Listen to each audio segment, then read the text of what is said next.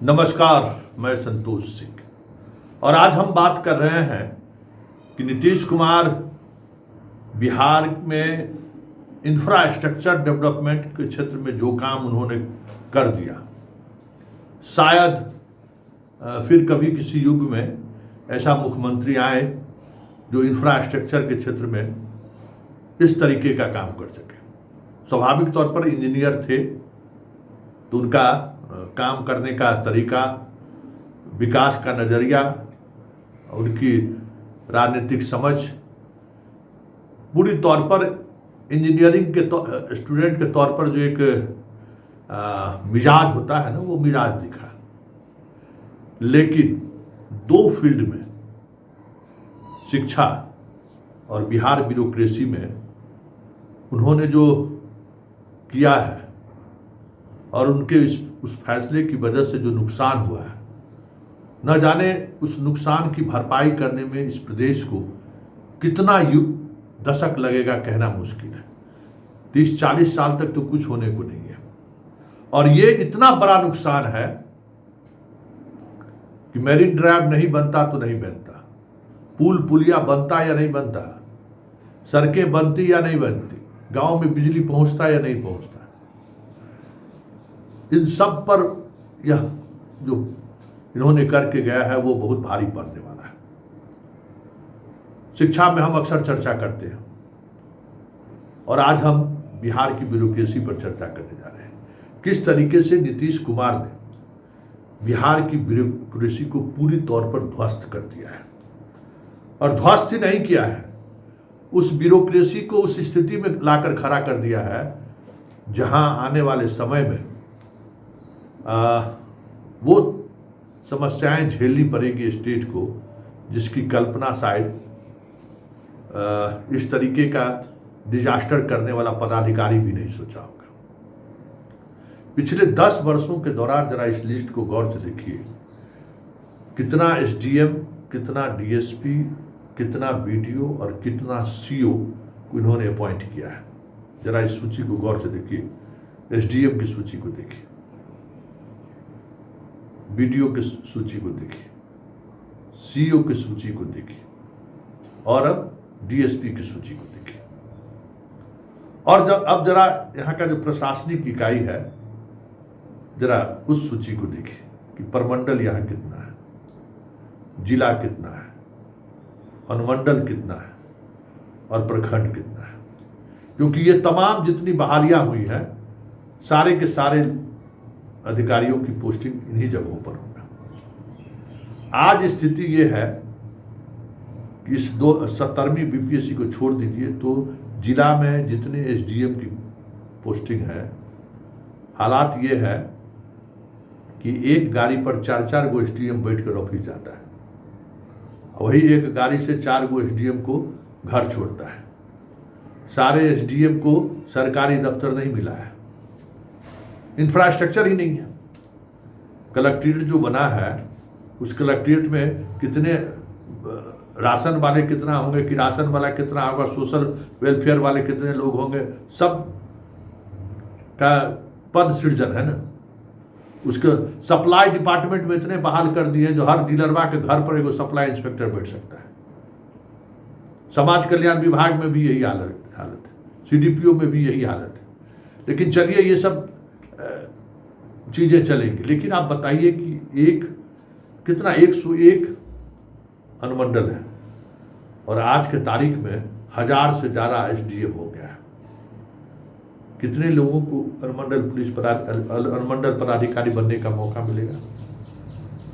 और कोई भी अगर बीपीएससी कंप्लीट किया है, कोई भी छात्र होगा, उसकी इच्छा होगी ना कि किसी अनुमंडल में एक बार हम एसडीओ बने, क्योंकि वही हर कोई पावर एंजॉय करना चाहता है या काम करना चाहता है। कभी जीवन में मिल पाएगा सबको? अब समझ जाइए, करेंगे क्या? कुंठित होगा वो अधिकारी। डीसीएलआर पद पर अभी मार क्यों हो रहा है, जबकि डीसीएलआर को सरकार ने सीओ को प्रमोट करके डीसीएलआर बनाना था इसको। लेकिन डीसीएलआर को लेकर बासा और ये जो सीओ संघ है के बीच विवाद और सरकार बंदर खिला रहा है। क्यों? कि अगर DCLR पद भी SDM का खत्म हो जाएगा, 101 पद, तो फिर वो नौकरी करेगा कहाँ भाई? क्वार्टर भी नहीं मिलेगा, गाड़ी भी नहीं मिलेगा, बंगला होगा, कुछ नहीं, पूरी जिंदगी भी गुजर जाएगी इसी तरीके से। क्योंकि आप ही ने ये ढांचा बनाया है कि वीडियो का एक अलग कैडर कर दिए, भाषा से अलग कर दिया आपने CO का अलग कैडर कर दिया कि ये सब सारे लोग जो हैं सो एक्सपर्ट होंगे, डेवलपमेंट के एक्सपर्ट होंगे, जमीन के, और उनको प्रमोशन एवेन्यूज आपने दिया। लेकिन भाषा का जो अधिकारी है, जो पहले यहाँ वीडियो CO बना करता था, हालांकि उस प्रोसेस को क्यों बदला नीतीश कुमार पता नहीं, इसका असर गवर्नेंस पर साफ दिखता है कि वीडियो के तौर पर जो SDO बनते थे, तो उनके कामकाज की क्षमता और उनकी प्रशासनिक दक्षता और जो सीधे बन रहा है उसकी दक्षता में आकाश जमीन का फर्क है। पब्लिक डील कर ही नहीं पा रहा है, जाएगा। अभी तो हम देखे हैं वो SDM की चर्चा हम बता दें, जाते ही गया कि अच्छा यहाँ IAS ट्रेनिंग था, तब तो 2 साल तो पैसा नहीं लिए, तो नहीं, जितना डीलर वाला पैसा है वो पैसा 2 साल का जोड़ के हमको पैसा दो, और अगर मान लीजिए कि 5% कमीशन था उसको 10% कर दिएगा, क्योंकि दे के आया है। तो अब 101 अनुमंडल में SDM बनने के लिए आप सोच लीजिए कि किस तरीके से पोस्टिंग का आधार क्या है, जाति, रिकमेंडेशन विधायक मंत्री का, तो उसमें पैसा चलेगा ना। तो क्या स्थिति होगी वो समझ जाइए। 20 लाख 40 लाख रुपया दे के जो SDM बनेगा वो अनुमंडल में जाके बाबा जी का हरी हरी करेगा। कितना बड़ा नुकसान नीतीश कुमार दे के गए हैं, सोच लीजिए। उसी तरीके से DSP का हाल देख लीजिए, 101 अनुमंडल है, SDPO उतना ही बनेगा, और अगर कोई DSP बना और वर्दी नहीं पहना तो फिर उसके DSP बनने नहीं बनने से क्या मतलब है? 200 का बैच, बताइए क्या मतलब है भाई? आपके पास आपने कोई पद सृजन किया है? आपने अनुमंडल 100 के बदला में 200 किया है क्या? अनुमंडल उतना ही है, तो होगा क्या? कि अब 101 पद पर पोस्टिंग को लेकर अब सोच लीजिए, मंत्री जी रिकमेंड करेंगे तो कितना पैसा लेंगे, और सरकार करेगी तो कितना पैसा लेंगे, जो चलता है। अब समझ जाइए टैक्स कितना बड़ा टैक्स होगा, और जो पैसा दे के DSP बनेगा वो जनता से मोहब्बत से बतियाएगा। यही नीतीश का साइड इफेक्ट है।